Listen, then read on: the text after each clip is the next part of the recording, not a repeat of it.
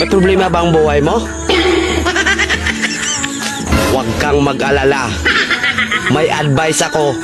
Pakinggan mo. Alam nyo, ganyan talaga ang buhay. Parang life. Basta yung importante ay mahalaga. At kung saan ka masaya, dun ka happy.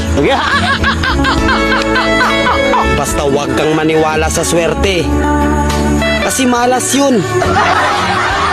Minsan ay sometimes, kaya matuto tayong tumanggap ng acceptance.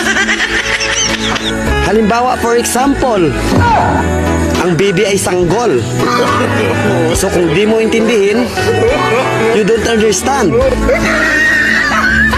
Basta kaibigan, lagi mong tatandaan that wherever you go are there.